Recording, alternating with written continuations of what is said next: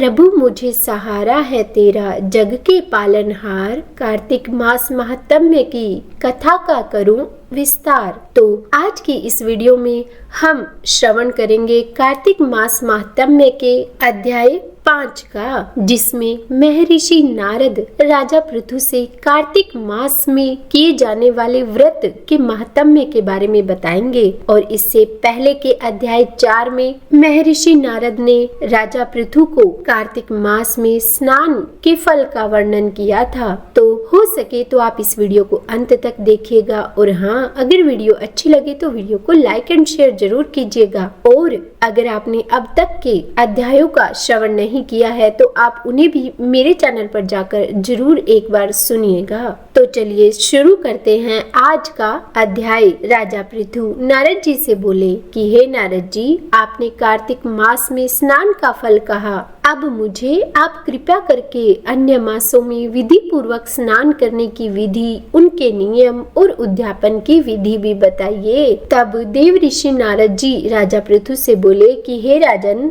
आप तो भगवान विष्णु के ही अंश से उत्पन्न हुए हैं, अतः यह बात तो आपको ज्ञात ही है। फिर भी यदि आप मेरे मुख से यह बात सुनना चाहते हैं तो मैं आपको यथाचित इसका पूरा विधान बतलाता हूँ। अश्विन महीने की शुक्ल पक्ष की जो एकादशी आती है, उसी से कार्तिक महीने के व्रत शुरू हो जाते हैं। तो जिन्हें भी यह व्रत करने होते हैं उन्हें अश्विन माह की शुक्ल पक्ष की एकादशी से ही प्रारंभ कर देने चाहिए। ब्रह्म मुहूर्त में उठना चाहिए और फिर जल का पात्र लेकर गांव से बाहर पूर्व या फिर उत्तर दिशा में जाना चाहिए। और हाँ, अगर कोई मुख शुद्धि नहीं करता तो उसे किसी भी मंत्र का फल प्राप्त नहीं होता। इसीलिए दांत और जीभ को पूर्ण रूप से शुद्ध करना चाहिए। और अपने मुख को शुद्ध करने के लिए जब आप दातुन तोड़े तो इस मंत्र का उच्चारण दातुन तोड़ते हुए जरूर करना चाहिए कि हे वनस्पतये, आप मुझे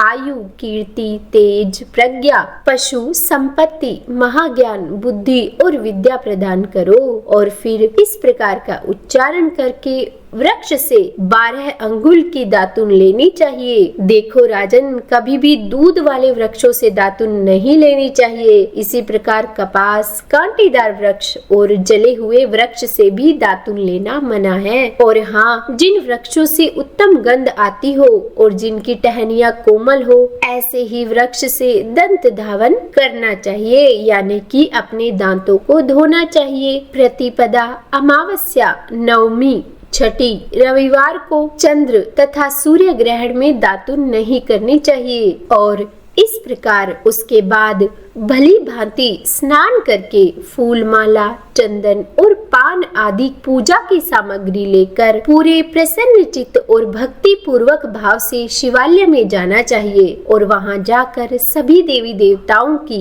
अर्घ्य, आचमनीय आदि वस्तु से पृथक पृथक पूजा करके प्रार्थना एवं प्रणाम करना चाहिए। फिर भक्तों के स्वर में स्वर मिलाकर श्री हरि का कीर्तन करना चाहिए। मंदिर में जो गायक भगवान श्री हरि का कीर्तन करने आए हो, उनका माला, चंदन, तांबूल आदि से पूजन करना चाहिए, क्योंकि पहले के समय में भगवान विष्णु को अपनी तपस्या, योग और दान द्वारा प्रसन्न किया जाता था। परंतु अब कलयुग है और कलयुग में भगवत गुणगान को ही भगवान श्री हरि को प्रसन्न करने का एकमात्र साधन माना गया है। और उसके बाद महर्षि नारद राजा पृथु को बताने लगे कि हे राजन, एक बार मैंने भगवान श्री हरि से पूछा कि हे प्रभु, आप सबसे ज्यादा कहाँ निवास करते हैं? तब मेरे उस प्रश्न का उत्तर देते हुए भगवान श्री हरि ने कहा कि हे नारद, मैं वैकुंठ या फिर योगियों के हृदय में ही निवास नहीं करता, बल्कि जहाँ मेरे भक्त मेरा कीर्तन करते हैं मैं वहाँ अवश्य निवास करता हूँ। जो मनुष्य चंदन, माला आदि से मेरे भक्तों का पूजन करते हैं, उनसे मेरी ऐसी प्रीति होती है जैसी कि मेरे पूजन से भी नहीं हो सकती। और उसके बाद नारद जी ने फिर कहा कि शीरीष, धतूरा, गिरजा, चमेली, केसर, कंदार और कटहल के फूलों एवं चावलों से भगवान विष्णु की कभी भी पूजा नहीं करनी चाहिए। अड़हल, कंद, गिरीश, जूही, मालती और केवड़ा के पुष्पों से भगवान शंकर की कभी पूजा नहीं करनी चाहिए। और हाँ, जिन जिन देवताओं की पूजा में जो जो फूल निर्दिष्ट हो उन्हीं से उनका पूजन करना चाहिए। और फिर जब आपका पूजन समाप्त हो जाए तो उसके बाद भगवान से अपनी गलतियों के लिए क्षमा याचना जरूर करनी चाहिए और कहना चाहिए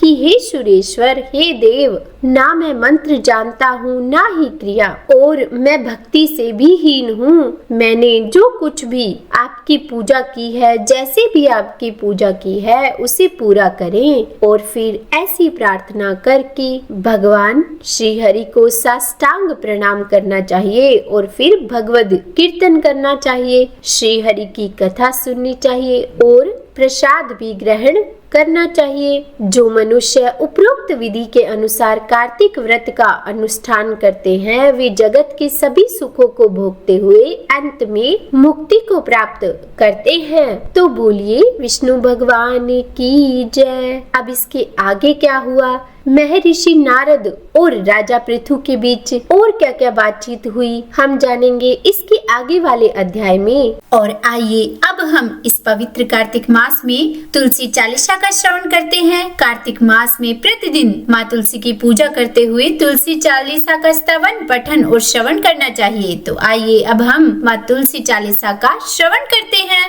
तो सबसे पहले तुलसी चालीसा दोहा।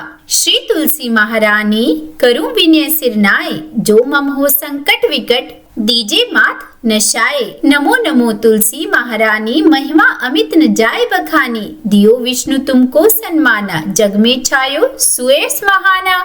विष्णु प्रिया जय जयति भवानी, तिहु लोक की हो सुख खानी। भगवत पूजा कर जो कोई, बिना तुम्हारे सफल न होई। जिन घर तव नहीं होए निवासा, उस पर करहि विष्णु नहीं बासा। करे सदा जो तव नित सुमिरन, ते ही के काज होए सब पूरन। कार्तिक मास महात्म्य तुम्हारा, ताको जानत सब संसारा। तब पूजन जो करे कुमारी, पावे सुंदर वर सुकुमारी। कर जो पूजन नित प्रीति नारी, सुख संपत्ति से होए सुखारी। वृद्धा नारी करे जो पूजन, मिले भक्ति होवे पुलकित मन। श्रद्धा से पूजे जो कोई, भावनिधि से तर जावे सोई। कथा भागवत यज्ञ करावे, तुम बिन नहीं सफलता पावे। छायो तब प्रताप जग भारी, ध्यावत तुम ही सकल चितधारी। तुम ही मात यंत्रन तंत्रन, सकल काज सिद्धि होवे क्षण क्षण। औषधि रूप आप हो माता, सब जग में तव यश विख्याता।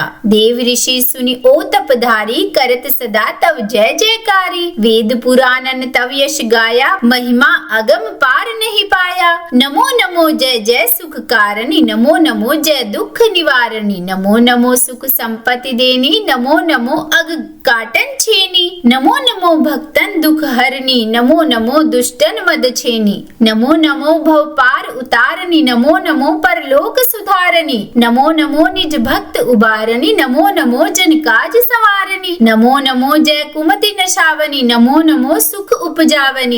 जयति जयति जय तुलसी माई, ध्याऊं तुमको शीश नवाई। निज जन जानी मोहि अपनाओ, बिगड़े कारज आप बनाओ। करो विनय मैं मात तुम्हारी, पूर्ण आशा करहु हमारी। शरण चरण कर जोरी मनाऊं, निश दिन तेरे ही गुण गाऊं। करहु मात यह अब मोह पर दाया, निर्मल होई सकल मम काया। मांगो मात यह वर मोहि दीजे, सकल मनोरथ पूर्ण कीजे। जानू नहीं कुछ नाम अचारा, क्षमहु मात अपराध हमारा। 12 मास करे जो पूजा, तासम जग में और न दूजा। प्रथम ही गंगा जल मंगवावे, फिर सुंदर स्नान करावे। चंदन अक्षत पुष्प चढ़ावे, धूप दीप नैवेद्य लगावे। करे आचमन गंगा जल से, ध्यान करे हृदय निर्मल से। पाठ करे फिर चालीसा की, स्तुति करे मात तुलसा की। यह विधि पूजा करे हमेशा, ताके तन नहीं रहे कलेशा।